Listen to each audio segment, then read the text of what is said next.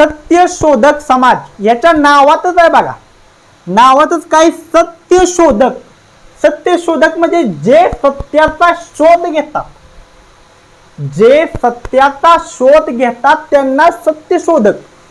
मग ह्या अर्थच बघा, सत्यशोधक समाज असा समाज जो सत्याचा शोध घेतो. ओके, हा जो सत्यशोधक समाज आहे याची स्थापना आदरणीय महात्मा ज्योतिबा फुले यांनी केली. महात्मा ज्योतिबा फुले यांनी केली. लक्षात ठेवा, कधीही हा तुम्हाला प्रश्न विचारला जाऊ शकतो, खूप इम्पॉर्टंट आहे.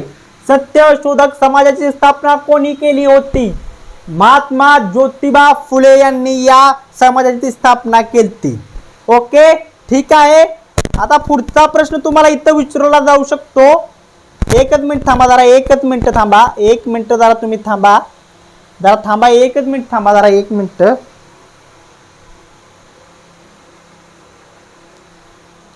ठीक आहे, सत्यशोधक समाजाची स्थापना कोणी केली? महात्मा ज्योतिबा फुले यांनी केली. ओके, कुठे केली हा सुद्धा महत्वाचा मुद्दा आहे. पुणेमध्ये केली. पुणे तिथे काय उणे असं बऱ्याच वेळा तुम्ही ऐकलात, तिथेच पुणे इथे केली. कधी केली बघा? 1873 ला केली.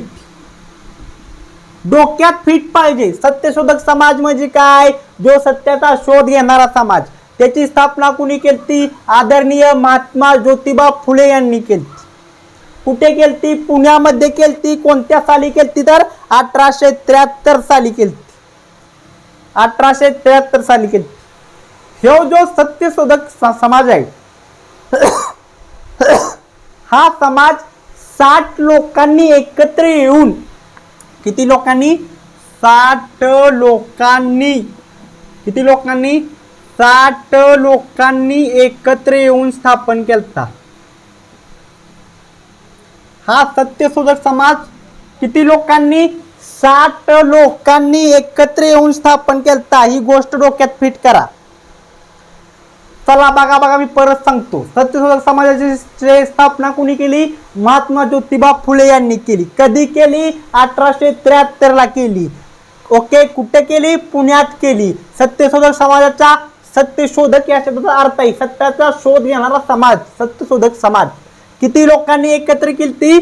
60 लोक जवळजवळ एकत्र आलते आणि त्यांनी या समाजाची काय केली? स्थापना केली. ओके, तुम्ही बघितलं असेल मोठमोठ्या कंपनी असतात, ऍपल म्हणा, नायकी म्हणा, अशा बऱ्याच मोठ्या कंपनी असतात, काही संघटना असतात. ते प्रत्येकाचं काही ना काहीतरी एक वाक्य असतं, ब्रीद वाक्य. तुम्ही कुठल्या शाळेत शिकत असाल तर त्या शाळेत एखादं ब्रीद वाक्य असणार, एखादी संस्था असली तिथं ब्रीद वाक्य असणार. तसंच याचं एक ब्रीद वाक्य आहे. सत्यशोधक समाजाचं एक काय आहे? ब्रीद वाक्य आहे. हे वाक्य तुमच्या डोक्यात पाहिजे. याच्यावर प्रश्न विचारला जाऊ शकतो. ब्रीद वाक्य कोणतं आहे? सर्व साक्षी. हे ब्री, हे द आहे, हे वाक्य आहे. सर्व साक्षी मी नीट लिहितो तुम्हाला कळण्यासाठी, त्यामुळे सर्व साक्षी जगतपती. सर्व साक्षी जगतपती. ओके, त्यासी नकोच मध्यस्थी. त्यासी नकोच मध्यस्थी.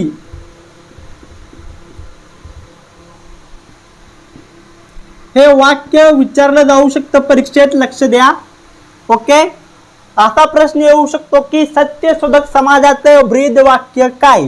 तर सत्यशोधक समाजाचं ब्रीद वाक्य आहे सर्व साक्षी जगतपती त्यासी नको मध्यस्थी. सर्व साक्षी जगतपती आहे, त्याला कुणाची मध्यस्थीची गरज नाहीये. कशाला पाहिजे कुठला मध्यस्थी असं त्यांचं म्हणणं आहे. सर्व साक्षी जगतपती त्यासीच नको मध्यस्थी. समजतंय? आता ह्या समाजाचा जर मी विचार करू, ह्यो जो समाज स्थापन केलता याच्याबद्दल जर मी विचार करू तर त्यांचं इथं टार्गेट काय होतं की त्यांना नक्की हेतू काय साध्य करायचा होता? या समाजाला नक्की सत्यशोधक समाज जो स्थापन केला याला नक्की यांचा हेतू काय होता? यांना नक्की साध्य काय करायचं होतं? तर यांना जे शूद्र लोक आहेत किंवा जे अस्पृश्य लोक आहेत जे शुद्ध लोक आहेत, अस्पृश्य लोक आहेत, त्यांना एकतर साक्षर बनवायचं होतं. हे शूद्र अस्पृश्य लोक आहेत त्यांना काय करायचं होतं, साक्षर बनवायचं होतं. काय बनवायचं होतं, साक्षर बनवायचं होतं. लक्षात ठेवा, काय बनवायचं, साक्षर बनवायचं होतं आणि बनवायचं होतं, हा उद्देश होता. आणि थांबा, आणि काय आहे बघा, ब्राह्मण जे लोक आहेत यांच्या जातातून, ब्राह्मण जे लोक आहेत, ब्राह्मण लोक त्यांच्या जातातून, त्यांच्या सापयातून सोडवायचं होतं, जातातून सोडवायचं होतं. खूप सोपं आहे बघा, फारसं काही अवघड नाही. ठीक आहे. या सत्यशोधक समाजाचे टार्गेट काय होतं, उद्देश काय होता, तर जे शूद्र लोक होते, जे अस्पृश्य लोक होते, त्यांना काय करायचं होतं, जे ब्राह्मण लोक यांच्यावर अत्याचार करत होते, ज्यांच्या जाच करत होते, त्यांच्या तावडीतनं या शूद्र अस्पृश्य लोकांना सोडवायचं होतं. कारण की हे जे शूद्र अस्पृश्य लोक आहेत त्यांच्या हातचं कुणाला पाणी प्यायचं सुद्धा परवानगी नव्हती. का तर ब्राह्मण लोकांचा त्यामुळे काय होत होता, धर्म नष्ट होत होता. धर्म काहीतरी शब्द मला नीट आठवना, बरोबर, त्यांच्या धर्मात ते मान्य नव्हतं त्यांना, त्यामुळे ते या लोकांच्या, ब्राह्मण लोकांच्या धर्मात ते मान्य नव्हतं, त्यामुळे ते शूद्र अस्पृश्य लोकांच्या हातचं पाणी सुद्धा पित नव्हते. त्यामुळे हे सगळा जात चाललेला ब्राह्मण लोकांकडून या अस्पृश्य लोकांचा.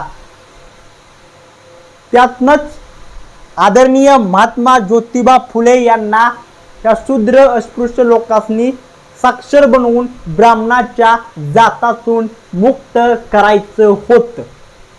समजलं का काय? मी परत शिकवतो, टेन्शन घेऊ नका, गडबड नाही मला काही. महाराष्ट्रात धार्मिक सुधारणा चळवळ आपण बघतो, त्यातली पहिली चळवळ सत्यशोधक समाजाची चळवळ आहे. त्याची स्थापना कोणी केली, सत्यशोधक समाजाची? महात्मा ज्योतिबा फुले यांनी केली. कुठे केली? पुण्यात केली. कधी केली? 1873 मध्ये केली. किती लोकांनी एकत्र येऊन केली? 60 लोकांनी एकत्र येऊन केली. या सत्यशोधक समाज आहे, त्याच्या नावातच आहे सत्य शोधणारा समाज, सत्यशोधक समाज. याचं ब्रीदवाक्य काय आहे? सर्व साक्षी जगतपती त्यासी नकोच मध्यस्थी. जो सर्व साक्षी जगतपती आहे त्याला कुणाची मध्यस्थीची गरज नाही, असं वाक्य यांचं. हेतू काय आहे? शूद्र अस्पृश्य लोकांना ब्राह्मण लोकांच्या जातातून मुक्त करणं व शूद्र व अस्पृश्य लोकांना साक्षर बनवणं, हा या मागचा उद्देश आहे. समजतंय का मित्रांनो काय मी शिकवतोय ते? चला आता पुढे बघूया आपण. ओके, मी हा सगळं खुडतोय, मी हा पुढे शिकवतोय. काय चाललंय फक्त लक्षात ठेवा, काय चाललंय आता आपला सत्यशोधक समाजाविषयी आपण काय घेत आहे, आता सध्या माहिती घेत आहे. ओके, ठीक आहे. आता मी पुढचा, जरा कसं होतंय खुळाय, जरा टाइम लागतोय बघा, लवकर जात नाहीये. ठीक आहे, थोडा फळात पुढे घेतोय जरा, अंदाज चेक करतोय फळात सगळं काही नीट आहे का. ठीक आहे, ओके, काही प्रॉब्लेम नाही. ओके ओके ओके, चला पुढे बघू. आता ह्यो जो सत्यशोधक जो समाज आहे ह्याचे काय वृत्तपत्र आहेत? हा जो सत्यशोधक समाज आहे त्याची वृत्तपत्र आहेत. एक आहे दीनबंधू. काय आहे? दीनबंधू. हे काय लक्षात ठेवा, तुम्हाला प्रश्न पडेल की सत्यशोधक समाजाचं मुखपत्र काय, तर ते आहे दीनबंधू मुखपत्र. सत्यशोधक समाजाचं मुखपत्र काय, तर त्याचं नाव काय आहे? दीनबंधू. लक्षात ठेवा, सत्यशोधक समाजाचं मुखपत्र काय आहे? दीनबंधू. ऐका येतो तुम्हाला मी काय म्हणतोय? सत्यशोधक समाजाचं मुखपत्र काय? दीनबंधू. डोक्यात फिट करा. ह्या दीनबंधू हे चालू का केलं बघा. सत्यशोधक समाजाची स्थापना कुणी केली? महात्मा ज्योतिबा फुले यांनी केली. मग त्यांच्या बाहेरच्या लोकांकडून टीका होत होती, बाहेरच्या लोकांकडून महात्मा ज्योतिबा फुले यांच्यावर टीका होत होती. त्या टीकांना उत्तर देण्यासाठी हे दीनबंधू वृत्तपत्र चालू केलं. अशी 4 वृत्तपत्र चालू केली उत्तर देण्यासाठी किंवा या समाजाबद्दल माहिती देण्यासाठी. सत्यशोधक समाजाबद्दल माहिती देण्यासाठी. तर हे दीनबंधू वृत्तपत्र महात्मा ज्योतिबा फुले यांनी चालू केलेलं नाहीये, लक्षात ठेवायचं. काल प्रश्न आला तर जर प्रश्न पडला दीनबंधू मुखपत्र सत्यशोधक समाजाचे कुणी चालू केले, तर चालू केले बघा इथं कृष्णराव भालेकर यांनी चालू केले. कुणी चालू केले मित्रांनो? कृष्णराव भालेकर यांनी चालू केले. जर प्रश्न पडला दीनबंधू मुखपत्र सत्यशोधक समाजाचे कोणी चालू केले, तर कृष्णराव भालेकर यांनी चालू केले असं आपलं उत्तर पाहिजे. समजतंय का? अजून याच्यात थोडी माहिती आहे बघा. दीनबंधू मुखपत्रामध्ये काय माहिती आहे बघा मित्रांनो. इथं त्यांचं नाव काय? हा, तानुबाई बिर्जे. बघा एक वेळ अशी आलती, पहिले समजून घ्या. दीनबंधू हे जे वृत्तपत्र आहे त्याच्या पहिल्या महिला संपादिका, कुठल्या? पहिल्या महिला संपादिका कोण होत्या? तानुबाई बिर्जे. कोण होत्या? तानुबाई बिर्जे. ओके, कोण होत्या? तानुबाई बिर्जे होत्या. जर प्रश्न पडला दीनबंधू या मुखपत्राच्या पहिल्या महिला संपादक कोण होत्या, तर तानुबाई बिर्जे होत्या. कोण होत्या? तानुबाई बिर्जे होत्या.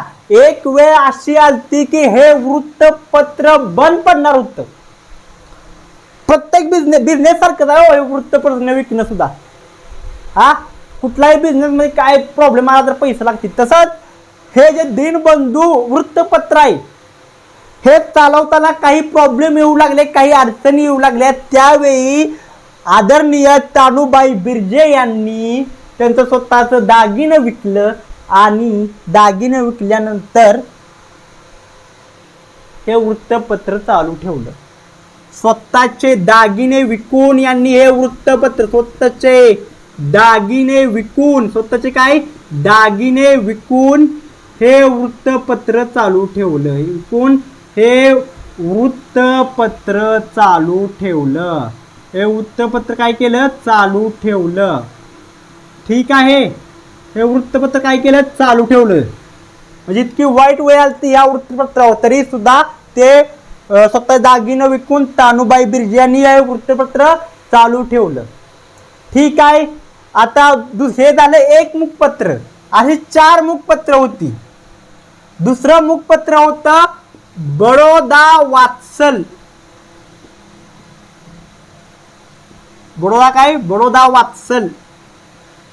मी नीट अक्षरात लिहितो, तुम्हाला समजणार नाहीये त्यामुळे अक्षर नाही समजलं प्रॉब्लेम येईल तुम्हाला नोट्स वगैरे तयार करताना. बडोदा वात्सल. काय म्हणतोय मी? बडोदा वात्सल हे एक वृत्तपत्र होतं.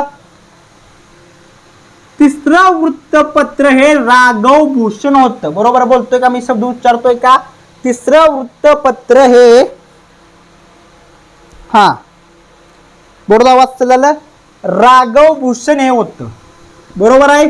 तिसरं वृत्तपत्र हे राघव भूषण होतं. आणि चौथं वृत्तपत्र हे दीनमित्र होतं. कोणतं होतं? दीनमित्र. ठीक आहे, आता हे जे दुसरं कोणतं? बडोदा वात्सल. तिसरं कोणतं? राघव भूषण. चौथं कोणतं? दीनमित्र. काय? दीनमित्र. चौथं कोणतं? दीनमित्र. चौथं कोणतं? दीनमित्र. हे दीनमित्र कुणी चालू केलं? तर हे चालू केलं कुणी चालू केलं? मुकुंदराव पाटील यांनी. कुणी चालू केलं? मुकुंदराव पाटील यांनी चालू केलं. कुणी चालू केलं? मुकुंदराव पाटील यांनी चालू केलं बघा. ठीक आहे, जरा वाचा. मी काय लिहिले ते वाचा, डोक्यात बसवून घ्या. ठीक आहे, मी समजावून सांगतो बघा. सत्यशोधक समाजाचे 4 वृत्तपत्रे आहेत. एक म्हणजे दीनबंधू, दुसरं म्हणजे बडोदा वात्सल, तिसरं म्हणजे राघव भूषण, चौथं म्हणजे दीनमित्र. दीनबंधू हे मूकपत्र आहे, हो का, मूकपत्र 4 वृत्तपत्र आहे, त्यातलं मूकपत्र कुठलं आहे, दीनबंधू. त्याची स्थापना कोणी केली? कृष्णराव भालेकर यांनी केली. दीनबंधूच्या पहिला महिला संपादिका कोण? तानुबाई बिर्जे. त्यांनी स्वतःचं दागिनं विकून हे वृत्तपत्र चालू ठेवले. लक्षात ठेवा ही गोष्ट. जशी एक स्टोरी असती, गोष्ट असती, तसं या सगळ्या लक्षात ठेवा, म्हणजे तुमच्या लक्षात राहील. तसं समजून घ्या एक गोष्टीसारखं. ओके, बडोदा दुसरं वृत्तपत्र होतं, तिसरं वृत्तपत्र राघव भूषण होतं, आणि चौथं वृत्तपत्र हे दिनमित्र होतं, जे की मुकुंदराव पाटील यांनी चालू केलं. कोणी चालू केलं? मुकुंदराव पाटील यांनी चालू केलं. ठीक आहे, इथपर्यंत तुम्हाला समजलं असेल असं मी मानतो. ओके, आता आपण हा जो सत्यशोधक समाज आहे, प्रत्येक समाजाची काही ना काहीतरी तत्व आहेत बघा. तसंच या सत्यशोधक समाजाची काही ना काहीतरी तत्व आहेत. सत्यशोधक समाजाची तत्वे, सत्यशोधक, सत्य काय, शोधक समाजाची तत्वे. सत्यशोधक समाजाची काय आहेत? काही तत्वे आहेत. काय आहेत? काही तत्वे आहेत. पहिलं तत्व काय त्यात? पहिलं तत्व काय आहे बघा इथं, पुनर्जन्म कर्मकांड मान्य नाही. काय म्हणजे एका माणसाचा परत जन्म होतोय ही त्यांना मान्य नाही. कर्मकांड करणं हे तो त्यांना मान्य नाही. पुनर्जन्म मान्य नाही. पुनर्जन्म काय नाही? मान्य नाही. मान्य नाही. त्याचबरोबर काय? कर्मकांड काय नाही? कर्मकांड मान्य नाही. समजून घ्या मित्रांनो. पहिलं तत्व काय?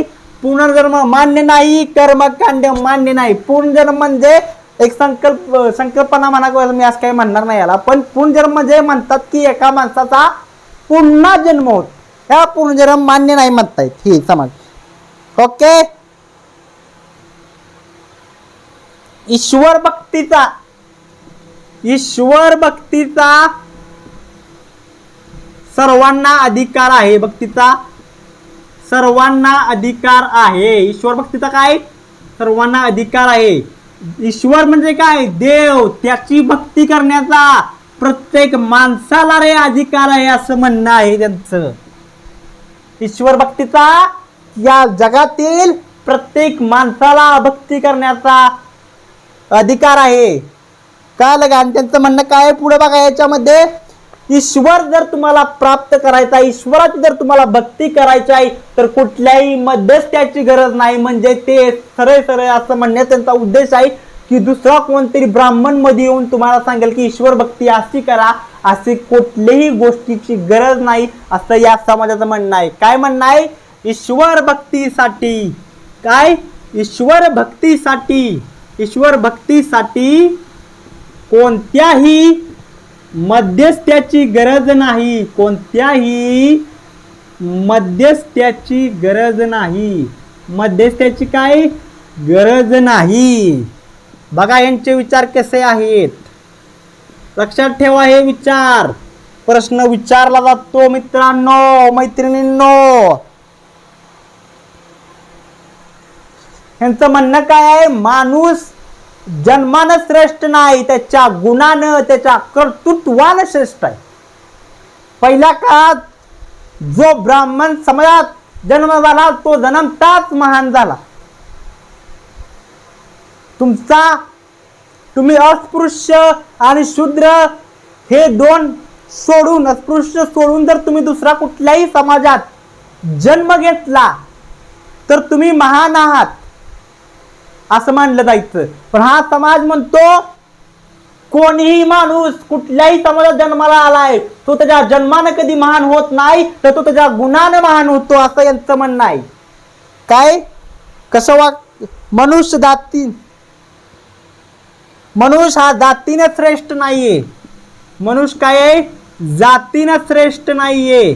जातीने श्रेष्ठ नाही, तो गुणाने श्रेष्ठ आहे. तो गुणाने श्रेष्ठ आहे. तो कशाने श्रेष्ठ आहे मित्रांनो? तो गुणाने श्रेष्ठ आहे. समजतंय का यांचं म्हणणं काय आहे? की तुमचा अमुक अमुक समाजात तुमचा जाती धर्म झालाय, तुमचा ब्राह्मण समाजात धर्म झालाय, तुमचा आणखी कुठल्या समाजात धर्म झालाय, जो अस्पृश्य सोडून दुसऱ्या कुठल्या समाजात तुमचा जन्म झालाय, याचा अर्थ तुम्ही लय महान नाहीये, श्रेष्ठ नाहीये, तर तुम्ही तुमच्या जे कर्तृत्व आहे, तुमच्यात जे गुण आहेत त्यांना तुम्ही महान आहात, असं या समाजाचं म्हणणं आहे. नंतर शेवटचं म्हणणं आहे, इथं कोणताही ग्रंथ ईश्वराने तयार केला नाही, कोणताही ग्रंथ ईश्वराने तयार केला नाही. ओके, ईश्वराने तयार केला नाही. त्यांचं म्हणणं काय आहे, जे काही धर्मग्रंथ अवेलेबल आहेत, भगवद्गीता म्हणा, कुराण म्हणा, बायबल म्हणा, अजून काही कोणतेही धर्मग्रंथ असतील, ते धर्मग्रंथ कुठल्याही देवाने, कुठल्याही ईश्वराने तयार केले नाहीत, असं या समाजाचं म्हणणं आहे, सत्यशोधक समाजाचं म्हणणं आहे. ओके, ही काही त्यांची तत्व आहेत. काय तत्व बघा, पूर्ण जन्म त्यांना मान्यच नाही, की माणसाचा पूर्ण जन्म होतो ही गोष्ट त्यांना मान्य नाही. कर्मकांड त्यांना मान्य नाहीत. ईश्वर भक्तीचा सर्वांना अधिकार आहे त्यांचं म्हणणं आहे. ईश्वर भक्तासाठी कोणत्याही मध्यस्थाची गरज नाही म्हणता येत. ते मनुष्य जातीने श्रेष्ठ नाही, तर तो त्याच्या गुणाने, कर्तृत्वाने श्रेष्ठ आहे. तो कोणत्याही ग्रंथ ईश्वराने तयार केला नाही असं त्यांचं म्हणणं आहे. केला नाही असं त्यांचं म्हणणं आहे. बघा, कोणताही ग्रंथ ईश्वराने तयार केला नाही असं त्यांचं म्हणणं आहे. हे झाली माहिती कुणाची?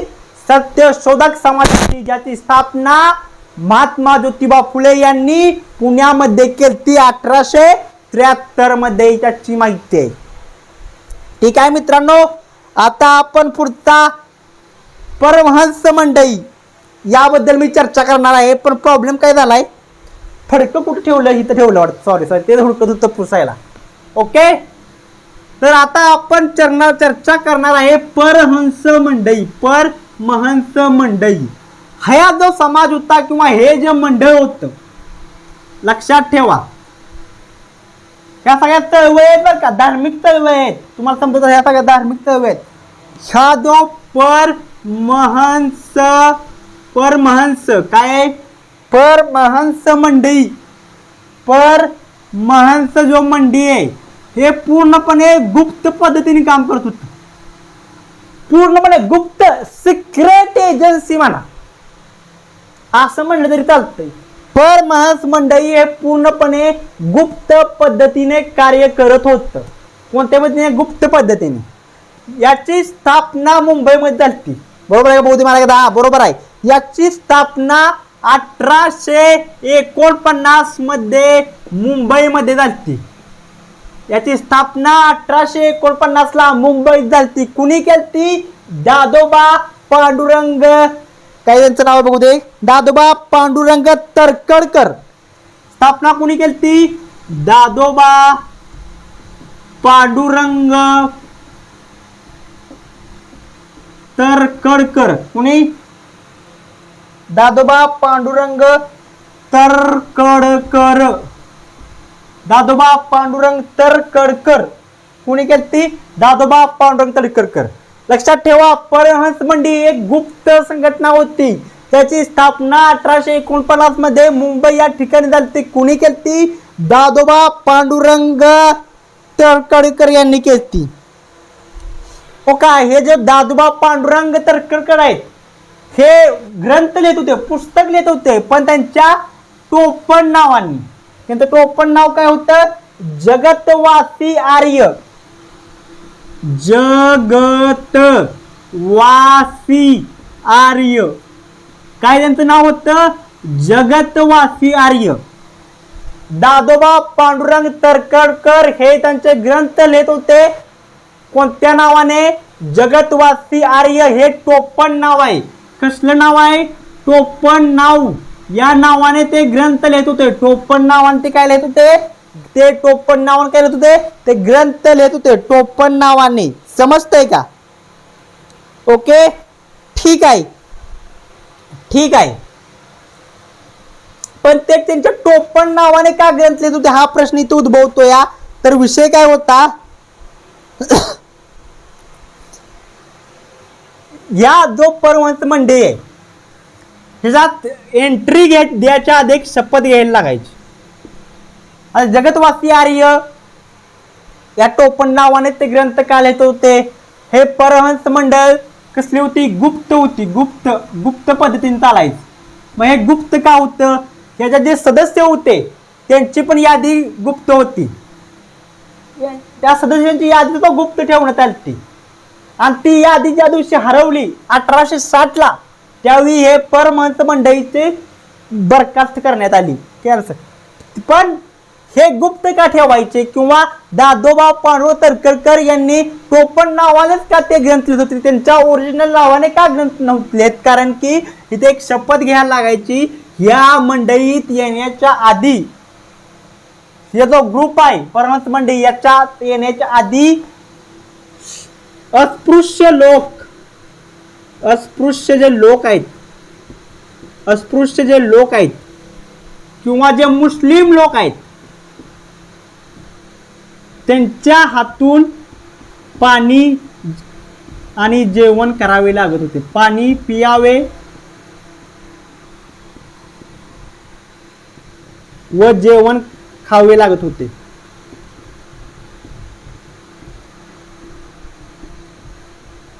काय म्हणतोय नीट ऐका, मी प्रश्न विचारला जाऊ शकतो परीक्षेत. काय,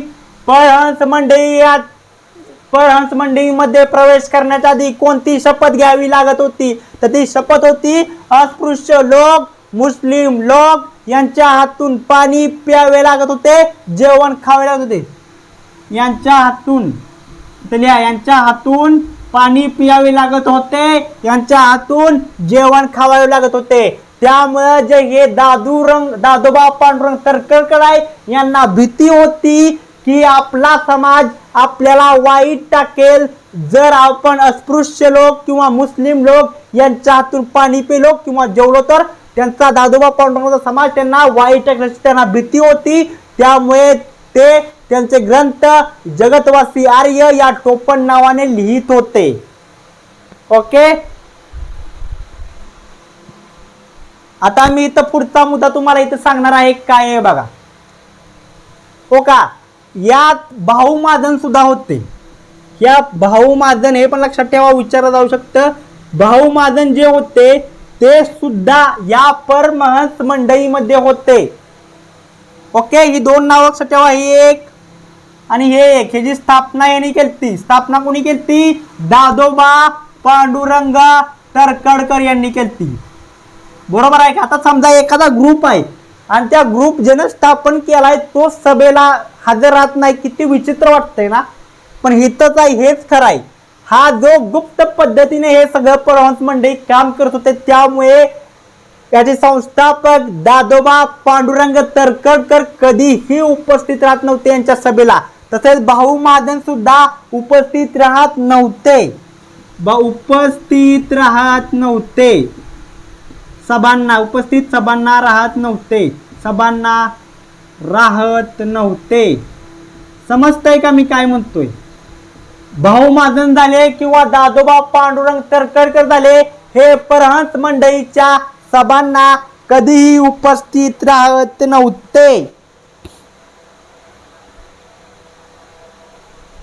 त्याचबरोबर जर मी विचार केला तर इथं बघा, जसं मी म्हटलं दादोबा पांडुरंग तरखडकर यांनी ग्रंथ लिहिलता, तर तो कोणता ग्रंथ लिहिलता बघा, इथं काव्य ग्रंथ लिहिलता. एक मिनिट मला नाव बघू दे मित्रांनो, एकच मिनिट.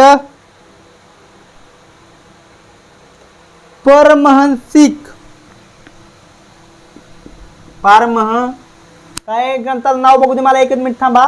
ग्रंथाचं नाव काय आहे,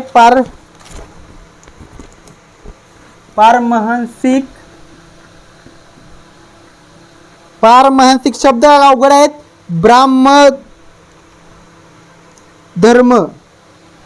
ब्राह्मधर्म हा काव्य ग्रंथ लिहिलता. कोणता ग्रंथ, काव्य ग्रंथ. कुणी लिहिलता, दादोबा यांनी लिहिला नाही. ग्रंथ कुणी लिहिलता, दादोबा तरखडकरांनी. कुणी लिहिलता? दादोबा तरखडकरांनी. दादोबा तरखडकरांनी कुठला ग्रंथ लिहिलता? पारमहंसिक ब्राह्मधर्म हा काव्य ग्रंथ लिहिलता. प्रश्न विचारला जाऊ शकतो, दादोबा पांडुरंग तडकर यांनी कोणता काव्य ग्रंथ लिहिलता? तर पारमहंस ब्राह्मधर्म हा ग्रंथ कोणी लिहिलता? दादोबा पांडुरंग तडकर यांनी लिहिलता. त्याचबरोबर एक सभा, हा जो ग्रुप आहे समाजात, तो एक सभा घेणार होता. त्या सभेचं नाव काय आहे बघा मित्रांनो इथं? त्या सभेचं नाव काय आहे? मानव धर्म.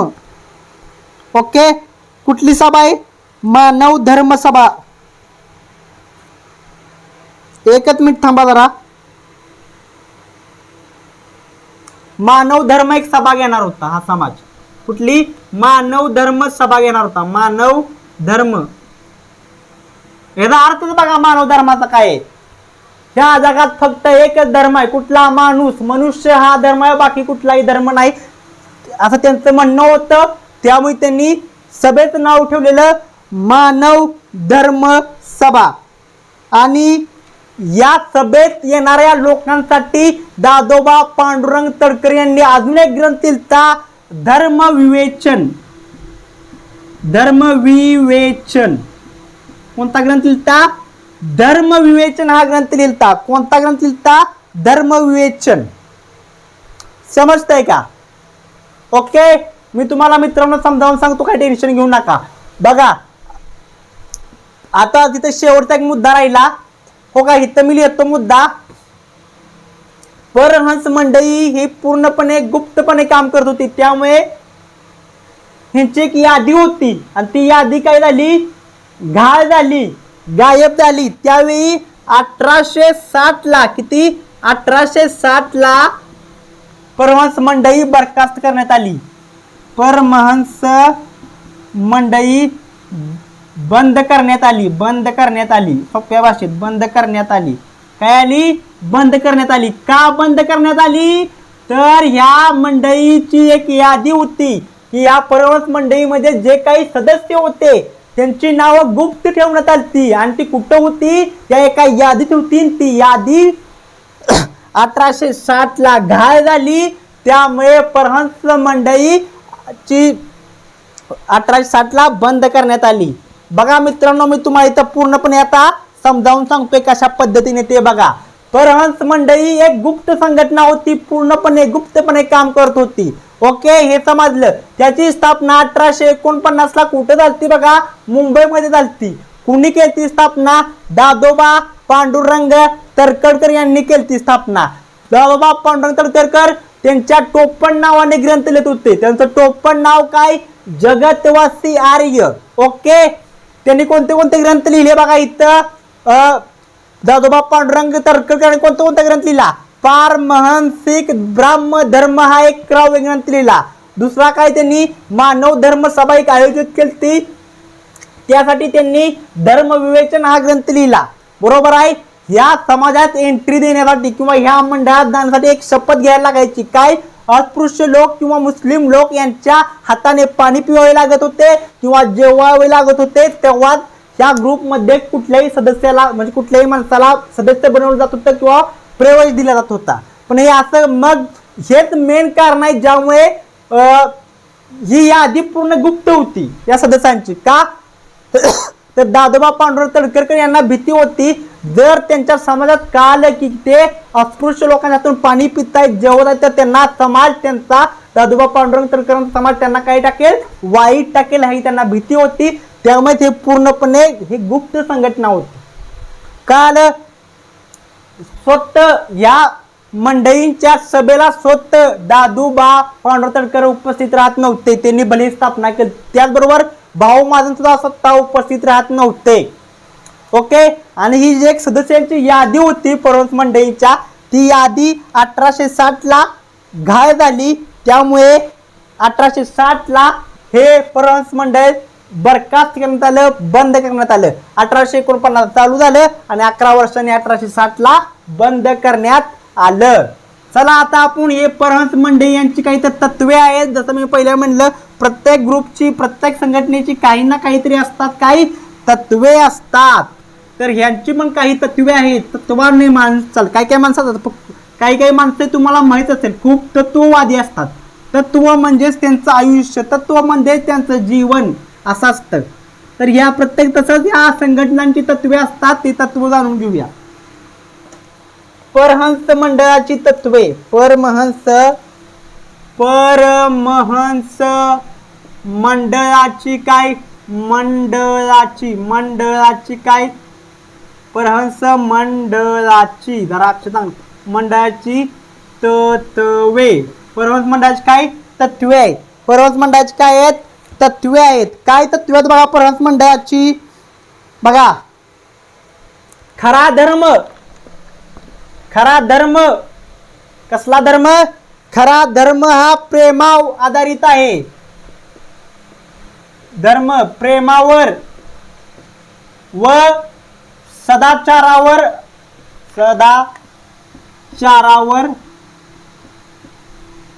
आधारित आहे. म्हणजे काय? आता समाजात बघा बरेच धर्म आहेत, जसं की मुस्लिम धर्म आहे, हिंदू धर्म आहे, शीख धर्म आहे, ख्रिश्चन धर्म आहे. चायनीज लोकांचा कुठला धर्म आहे बघा, तुम्हाला आठवण चायनीज धर्म असेल. असे बरेच धर्म आहेत. पण हे मंडळी काय म्हणतात? खरा धर्म हा प्रेमावर सदाचारावर आधारित आहे. कशावर? खरा धर्म हा प्रेमावर आणि कशावर आधारित आहे? सदाचारावर आधारित आहे. यांनी काय केलं माहिती का? मूर्ती पूजा जी करतो त्याला विरोध केलता. या मंडळीने मूर्ती पूजेला काय केलता? विरोध केलता. त्यांचं म्हणणं होतं फक्त ईश्वराची पूजा करावी, फक्त ईश्वराची पूजा करावी. त्यांचं म्हणणं होतं ईश्वराची पूजा करा पण मूर्तीची पूजा करू नका, असं यांचं म्हणणं होतं. पण मूर्तीची पूजा करू नका, मूर्तीची पूजा करू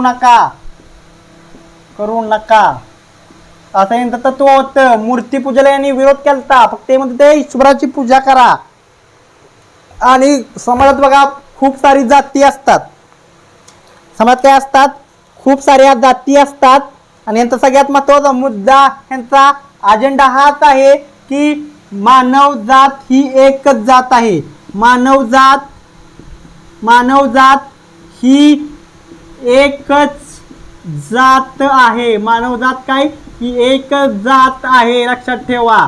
त्यांची तत्वे बघा काय आहेत? खरा धर्म फक्त प्रेमावर व सदाचारावर आधारित आहे. फक्त ईश्वराची पूजा करा, मूर्तीची पूजा करू नका, असं म्हणणं आहे यांचं म्हणणं आहे. या जगात फक्त एकच जात आहे. ती कुठली जात आहे? मानव जात आहे, असं यांचं म्हणणं आहे. कोणती जात आहे? मानव जात आहे. आणि या समाजात सगळ्यात लास्ट मुद्दा, या समाजाचा उद्देश काय आहे? काय आहे या समाजाचा उद्देश? काय आहे तर या समाजाचा उद्देश आहे समाजातून जाती नष्ट करणं. काय?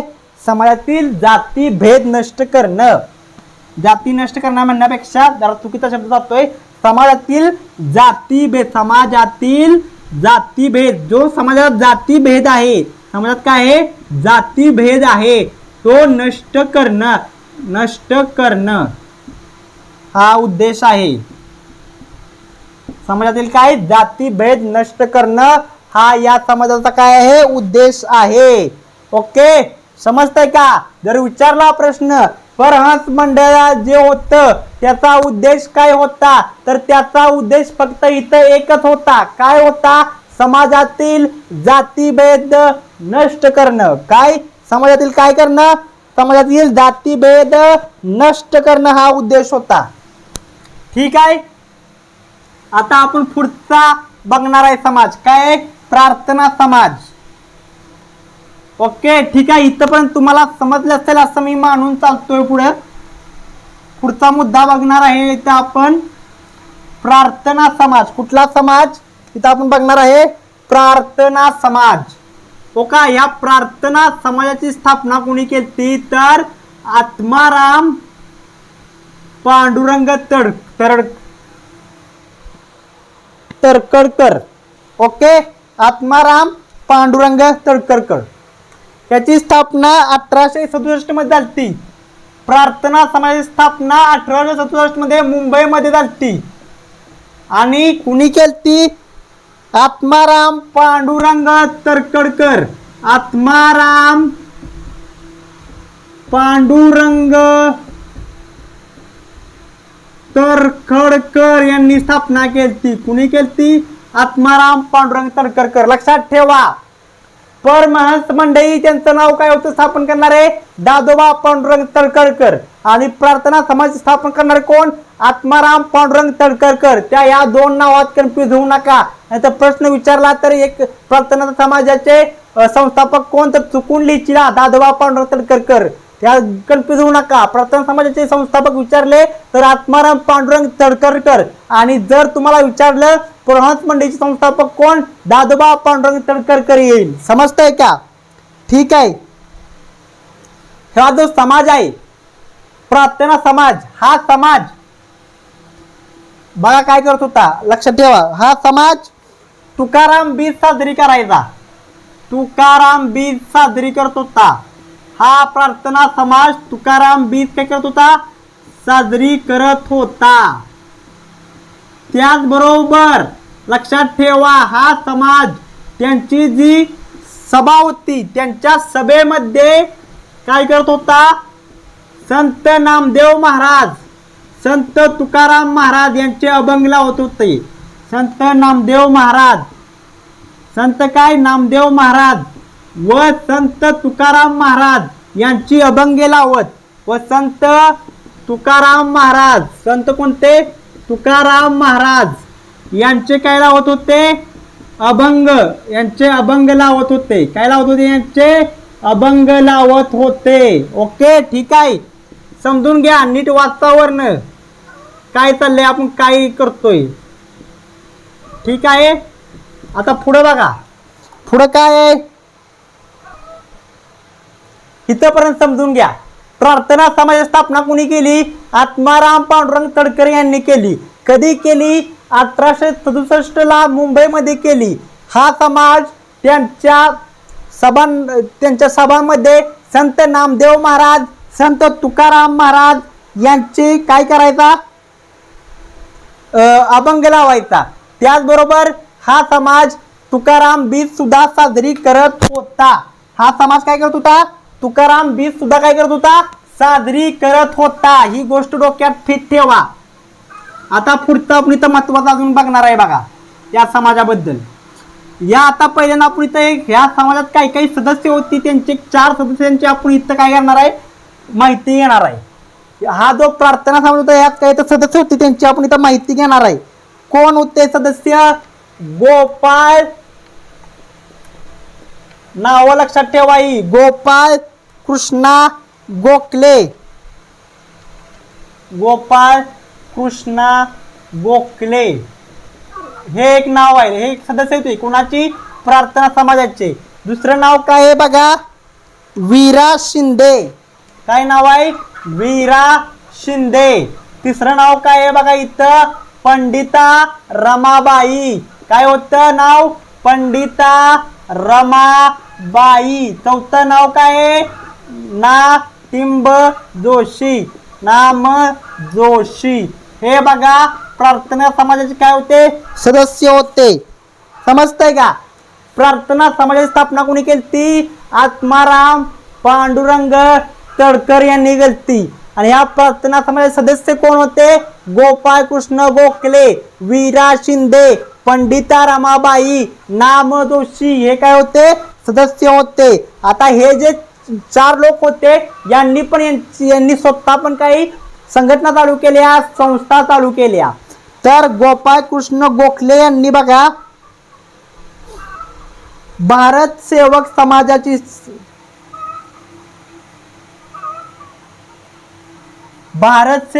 स्थापना केली. कुणाची? भारत सेवक समाज. भारत सेवक समाजाची स्थापना कोणी केली? कुणी केली? गोपाळ कृष्ण गोखले यांनी केली. वीरा शिंदे यांनी डिप्रेस क्लासेस मिशन चालू केलं. काय केलं? डिप्रेस क्लासेस मिशन चालू केलं. ओके, बघा यांनी काय चालू केलं या लक्ष द्या. आणि तिसरं कोण? पंडिता रमाबाई यांनी काय चालू केलं? आर्य महिला समाजाची स्थापना केली. आर्य महिला समाज नोट बनवून घ्या, महत्वाच्या आहेत ह्या. आर्य महिला समाज, आर्य महिला समाजाची स्थापना केली. आणि नाम जोशी यांनी काय केलं? नाम जोशी यांनी सोशल सर्व्हिस लीगची स्थापना केली. सोशल सर्व्हिस लीगची स्थापना केली. कुणी? नाम जोशी यांनी. ओके, ही नाव लक्षात ठेवा. प्रार्थना समाजात 4 सदस्य कोण होते? गोपाळ कृष्णा गोखले. त्यांनी काय केलं? पुढे जाऊन त्यांच्या आयुष्यात भारत सेवक समाजाची स्थापना केली.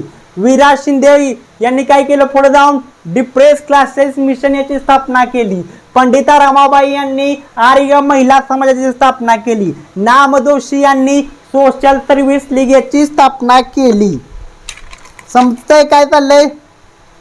आता आपण ह्या समाजामध्ये लक्षात ठेवा, इथं सगळ्यात महत्वाचा मुद्दा आहे. हा जो प्रार्थना समाज आहे, हा प्रार्थना समाज कुठला समाज आहे? हा प्रार्थना समाज आहे. कुठला समाज आहे? प्रार्थना समाज. हा कुठला समाज आहे? प्रार्थना समाज आहे. याची तत्व आणि ब्राह्मो समाज, कुठला समाज म्हणतोय का मी? ब्राह्मो समाज. या दोघांची तत्व एकसारखी आहेत. हा जो प्रार्थना समाज आहे याची तत्व एकसारखी आहे, सेम टू सेम. कुणासारखी? ब्राह्मो समाजासारखी. का तत्व एकसारखी आहेत? तर हा ब्राह्मो समाज या प्रार्थना समाजाच्या आधी स्थापन झालाय. आणि या ब्राह्मो समाजाकडून प्रेरणा घेऊनच, ह्या ब्राह्मो समाजाकडून प्रेरणा घेऊनच आत्माराम पांडुरंग तडकरकर यांनी प्रार्थना समाजाची स्थापना केली. त्यामुळे ब्राह्मो समाजाची तत्व आहेत तशी सेम टू सेम प्रार्थना समाजाची काय आहेत? तत्व आहेत. तर आता यांची काय तत्व आहेत आपण बघणार आहे. हा जो प्रार्थना समाज आहे याची तत्व काय आहेत हे आपण आता या व्हिडिओमध्ये काय करणार आहे? या व्हिडिओमध्ये आपण बघणार आहे. समजतंय का मी काय म्हणतोय? प्रार्थना समाजाचे आपण काय करणार आहे? तत्व बघणार आहेत. तर लिहूया. प्रार्थना समाजाची तत्वे. काय? प्रार्थना समाजाची काय? तत्वे. तेच आता आपण बघणार आहे की प्रार्थना समाजाची तत्वे काय आहेत. तर बघा, ईश्वर भक्तीने प्रसन्न होतो. यांचं म्हणणं काय आहे? ईश्वर कशाने प्रसन्न होतो? या ईश्वर भक्तीने प्रसन्न होतो. जर तुम्ही ईश्वराची भक्ती करताल तर ईश्वर प्रसन्न होईल असं यांचं म्हणणं आहे. ओके, यांचं तत्व आहे ईश्वर भक्तीने प्रसन्न होतो. दुसरं तत्व काय बघा मित्रांनो यांचं? जीवात्मा आणि परमात्मा. आपला यो जीवाचा आत्मा आहे आणि तो वरचा परमात्मा आहे, हे एक नाहीत असं यांचं म्हणणं आहे. जीवात्मा आणि परमात्मा एक नाहीत, एक नाहीत असं यांचं म्हणणं आहे. जीवात्मा आणि काय? परमात्मा एक नाहीत असं यांचं म्हणणं आहे. काय? जीवात्मा आणि परमात्मा काय नाहीत? एक नाहीत. परत काय? यांचं म्हणणं आहे आत्मिक उन्नतीसाठी, म्हणजे स्वतःच्या उन्नतीसाठी प्रार्थना करावी. आत्मिक उन्नतीसाठी काय करावी? आत्मिक उन्नतीसाठी प्रार्थना करावी. काय? आत्मिक उन्नतीसाठी काय करावी? प्रार्थना करावी. आत्मिक उन्नतीसाठी प्रार्थना करावी. ओके. चौथं काय बघा म्हणणं? चौथं म्हणणं काय यांचं? चौथं म्हणणं काय आहे? मूर्तीपूजा व अवतार कल्पना यांना माहीत नाही. मूर्ती जी पूजा केली जाते ती यांना मान्य नाही. आणि देवाचं जे अवतार असतं ती संकल्पना यांना मान्य नाही. काय? मूर्ती पूजा. काय बघा? मूर्ती पूजा व अवतार कल्पना मान्य नाहीत. अन्य नाही. मूर्तीपूजा व अवतार कल्पना यांना काय नाहीत? मान्य नाहीत. समजतंय का? मी समजावून सांगतो बघा एकदा. हा जो प्रार्थना समाज आहे त्याचं तत्व आहे, त्यांचं म्हणणं काय? त्यांना ईश्वर भक्ती, त्यांचं म्हणणं आहे आपला जो देव आहे, ईश्वर आहे, परमात्मा आहे, गॉड आहे, हा भक्तीने प्रसन्न होता असं यांचं म्हणणं आहे. त्यांना जीवात्मा आणि परमात्मा यांचं म्हणणं आहे एक नाहीत, जीवात्मा परमात्मा वेगळे आहेत असं त्यांचं म्हणणं आहे. आत्मिक उन्नतीसाठी प्रार्थना करावी, स्वतःच्या उन्नतीसाठी प्रार्थना करावी असं त्यांचं तत्व आहे. मूर्तीपूजेला यांचा विरोध आहे, अवतार कल्पना यांना मान्य नाही असं यांचं म्हणणं आहे. ओके, तुम्ही काय करा आता, नोट्स बनवून घ्या, लिहून घ्या, हे नोट्स बनवा.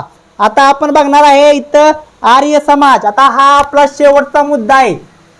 महाराष्ट्रातील ज्या आपल्या काय होत्या, महाराष्ट्रातील धार्मिक सुधारणा चळवळी, महाराष्ट्रातील काय धार्मिक सुधारणा चळवळी यातील शेवटचा पॉइंट आता आपण इथं बघणार आहे. काय शेवटचा पॉइंट इथं शेवटचा पॉइंट आहे की आर्य समाज.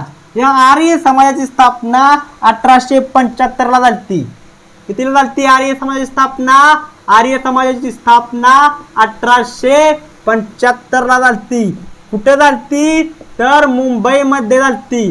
कोणी केलती? तर स्वामी दयानंद सरस्वती यांनी केलती. कोणी केलती? स्वामी दयानंद सरस्वती यांनी केलती. ओके, स्वामी दयानंद सरस्वती यांनी केलती. कोणी केलती? स्वामी दयानंद सरस्वती. आर्य समाजाची स्थापना कोणी केलती? स्वामी दयानंद सरस्वती. बघा, हे आर्य समाजाचे जे संस्थापक आहेत स्वामी दयानंद सरस्वती यांचं हे टोपण नाव आहे. हे स्वामी दयानंद सरस्वती हे काय टोपण नाव आहे. यांचं मूळ नाव वेगळं आहे. मूळ नाव काय वेगळं आहे. मूळ नाव काय? मूळ शंकर करसनदास तिवारी. काय मूळ नाव काय आहे? मूळशंकर करसनदास तिवारी. यांचा जन्म कुठे झालता? यांचा जन्म कुठे झालता? बघा, गुजरात मध्ये झालता. कुठे झालता? गुजरातमध्ये. कुठं? टंकारा या गावात. पण कुठं नक्की? एकच मिनिट.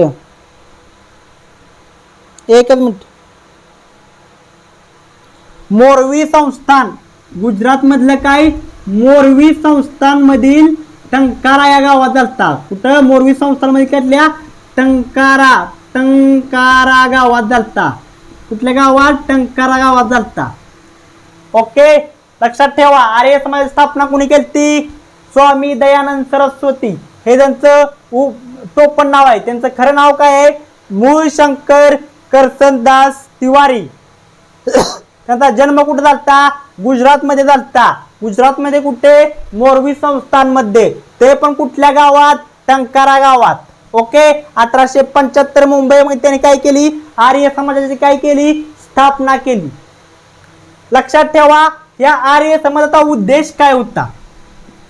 हा जो आर्य समाज आहे याचा उद्देश काय होता? यांना नक्की करायचं काय होतं हे बघणार आहे आपण इथं.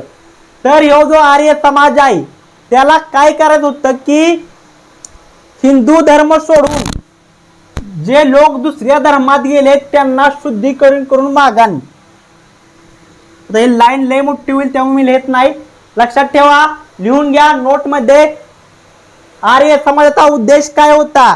तर आर्य समाजाचा उद्देश हा होता की हिंदू धर्म सोडून जे लोक दुसऱ्या धर्मात गेलेत त्यांचं शुद्धीकरण करून त्यांना हिंदू धर्मात परत आणायचा आहे. हा त्यांचा उद्देश होता. कुणाचा? आर्य समाजाचा उद्देश होता. आता लक्षात ठेवा, इथं मी पुढचा एक पॉइंट सांगतो. या आर्य समाजाची दुसरी जी शाखा आहे, दुसरी शाखा किंवा शाखा एक लाहोर मध्ये उघडली. लाहोर या काही दक्षिण भारतात येत होतं. लाहोर त्यावेळी दक्षिण भारतात येत होतं. आर्य समाजाची दुसरी शाखा लाहोर. परत कोल्हापूर या ठिकाणी शाहू महाराज यांनी उघडली. कोल्हापूर इथे कुठं? शाहू महाराज. कुणी? शाहू महाराज यांनी उघडली. लक्षात ठेवा, इथं जरा लक्षात नीट ठेवा. आर्य समाजाची स्थापना पर्यंत कुठे झाली? मुंबईत झाली.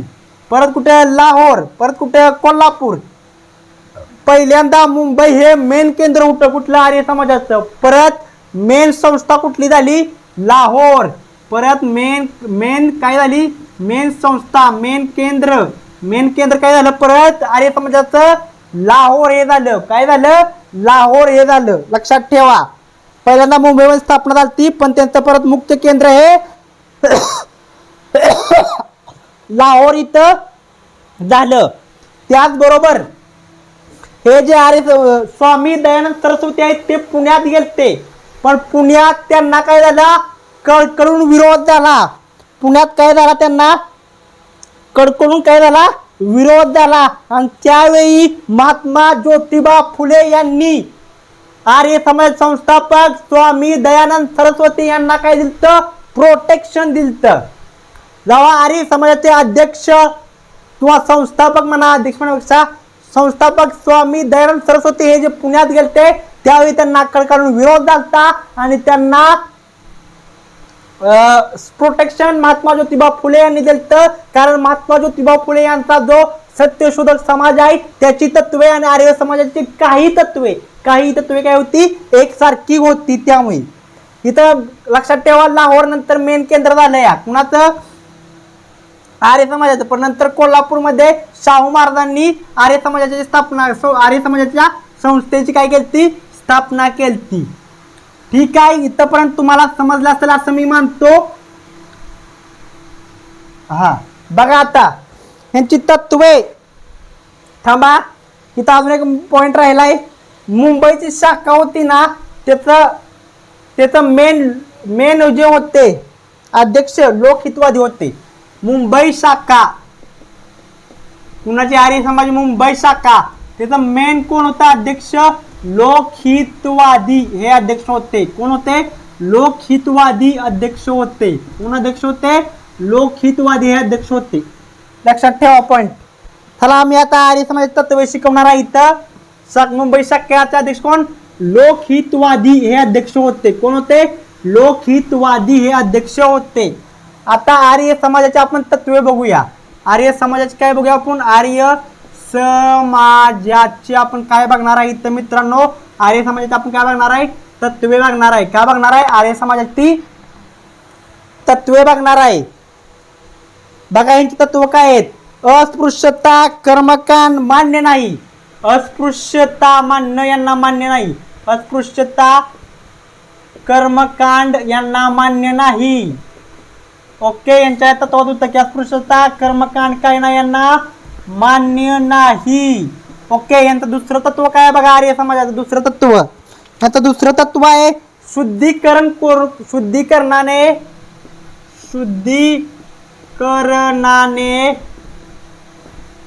शुद्धीकरणाने कोणीही परत हिंदू बनू शकते. कोणीही परत हिंदू बनू शकते. परत हिंदू बनू शकते म्हणजे काय, जर कुठला माणूस हिंदू धर्म सोडून दुसऱ्या धर्मात गेला असेल तर तो शुद्धीकरणाने परत हिंदू बनू शकतो, असं या समाजाचं म्हणणं आहे. परत वेदामध्ये खरं ज्ञान आहे. वेदामध्ये काय आहे, खरं ज्ञान आहे, खरं तत्वज्ञान आहे. वेदामध्ये काय, खरं तत्वज्ञान आहे आणि ते मिळवण्याचा काय यांचं म्हणणं आहे, प्रत्येकाला अधिकार आहे. ते अध्ययन करण्याचा काय आहे, प्रत्येकाला अध्ययन करण्याचा काय, प्रत्येकाला अधिकार आहे. प्रत्येकाला काय आहे, अधिकार आहे. ओके, ठीक आहे. आणि पाचवं बघा शेवटचं काय आहे इथं, पाचवं शेवटचं काय आहे बघा इथं, पाचवं शेवटचं काय आहे बघा, पाचवं इथं आहे काय,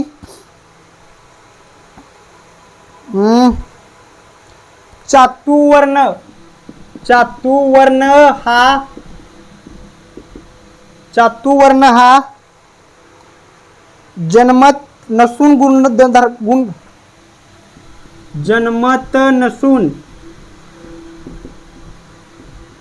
काय नसून गुणकर्मावर आधारित आहे.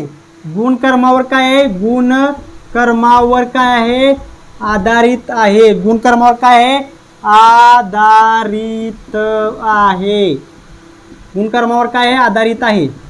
ठीक आहे, आता समजावून सांगतो यार तत्व. थोडंच राहिलंय आता. हा व्हिडिओ इथं संपणार आहे. इथं बघा. आर्य समाज होता, त्याचे काही तत्व आहेत. काय तत्व आहे आर्य समाजाचं? नीट लक्ष द्या. आर्य समाज काय तत्व आहे? अस्पृश्यता कर्मकांड त्यांना मान्य नाही. अस्पृश्यता मान्य त्यांना मान्य नाही. कर्मकांड करणं त्यांना मान्य नाही. दुसरं तत्व काय आहे?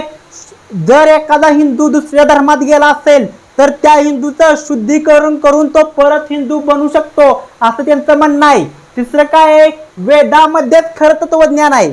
खरं ज्ञान, खरं तत्वज्ञान, खरं नॉलेज, खरी माहिती, सर्व काही खरं कुठं आहे? खरं ज्ञान, सर्व खरं ज्ञान कुठं आहे? वेदामध्ये आहे. त्यामुळे ते अध्ययन करण्याचा अधिकार काय आहे? प्रत्येकाला अधिकार आहे. ते अध्ययन करण्याचा अधिकार सर्वांनाच आहे. अधिकार सर्वांना सारखाच अधिकार आहे, सर्वांनाच आहे. आणि चातुर्वर्ण जन्मत नसून गुणकर्मावर आधारित आहे. चातुर्वर्ण हा जन्मत नसून तो गुणकर्मावर आधारित आहे असं त्यांचं म्हणणं आहे. लक्षात ठेवा. हा व्हिडिओ आपण इथं समाप्त करत आहोत. महाराष्ट्रातील धार्मिक सुधारणा चळवळी, महाराष्ट्रातील काय धार्मिक सुधारणा चळवळी आपण या व्हिडिओमध्ये बघितलेल्या आहेत.